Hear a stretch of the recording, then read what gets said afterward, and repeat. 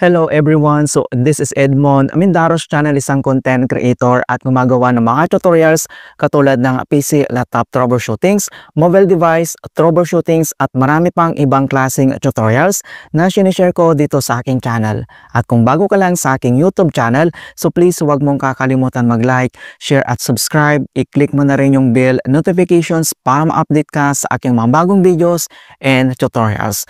So sa video nito ay pag-uusapan natin at i-guide ko kayo on how to update your personal informations registered on your Maribang account gamit lang yung Maribang app. Yes, pwede natin i-update or palitan yung ating personal informations na registered na dito sa ating Maribang account. Kaya kung gusto mong palitan o kung gusto mong dagdagan, pwede po yan. Alright, so ilalagay ko sa description box ang iba pang tutorials ko regarding dito sa Maribang app. Kaya wag na natin patagalin at start na natin. So, ang next step ay kailangan lang natin i-open dito or mag-login dito lang sa ating Maribang app. So, i-click mo lang. And then, makikita mo na dito sa ating mobile screen na na-cover na siya ni Maribang para sa ating account security. So, since activated na yung ating biometric, yan yung gagamitin natin. So, biometrics login, scan your fingerprint. I-tap mo lang dito sa mobile screen yung fingerprint mo na registered para ma-open kagad natin yung ating account.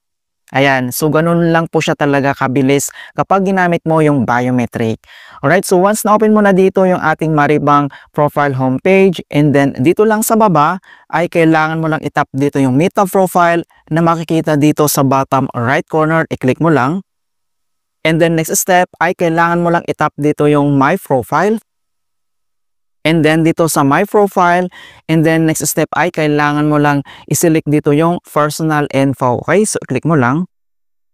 And then dito sa Personal Info, so nandito yung mga pwede natin i-change. So una, ito yung Identity Details. So pwede mong palitan dito yung Identity Details natin, yung Residential Address, and then yung pangatlo, ito yung additional details. So dito naman sa additional details, nandito lahat yung like occupations, company, source of funds, monthly income. So pwede mo yan i-change mga kaibigan. And then next step, kapag nakita mo na dito yung tatlong step na pwede natin gawin, and then itap mo lang dito yung update personal info.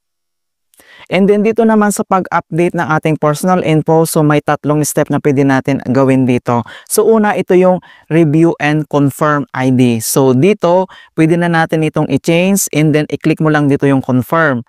And then pangalawa, review and confirm residential address. And then yung pangatlo naman, confirm additional details. Okay? And then next, itap mo lang dito yung proceed. And then, yung pinakauna, ito yung confirm ID info. So, pwede mo nang i-change ito mga kaibigan. I-click mo lang dito yung update ID info na makikita lang dito sa baba. So, kapag tinap mo yan, and then pwede mo nang palitan dito yung ID type, ID number, account name, citizenship, date of birth, ayan, and then yung expiry date ng ating details. And then kapag confirm mo na siya at na-change mo na, and then itap mo lang dito yung confirm and proceed. And then yung pangalawa naman, ito yung residential address update. So dito pwede mong palitan yung address mo. So itap mo lang ulit dito sa baba yung update my address. I-click mo lang, and then pwede mo nang i-change dito yung address mo. Okay? I-click mo lang yan kapag nilagay mo na, and then dito lang ulit sa baba ay kailangan mo lang itap dito yung confirm and proceed. And then yung last, ito yung confirm additional informations. So dito, pwede natin i-change dito yung occupations, company industry, company name, monthly income, yung source of funds, ayan, yung purpose of account. Mga kaibigan, pwede po yan. And then, ito naman yung country of birth and city of birth. Kapag okay na siya, and then, i-click mo lang dito yung confirm and submit mga kaibigan, and then i-follow mo lang dito yung screen from instruction niya mga kaibigan. So ganun lang po siya kabilis mag-change dito mga kaibigan, and then i-enter mo lang dito yung 6-digit MPIN code mo or yung secure MPIN code mo dito lang sa Maribang app para ma-change natin dito, ma-confirm. Alright, so ganoon lang po kasimple mga kaibigan kung paano tayo mag-update ng ating personal informations dito lang sa ating Maribang account gamit lang yung ating Maribang app. In hope na nakapagbigay ako ng konting kalaman at guide tungkol sa Maribang tutorials. Thank you guys, and see you in my next tutorials.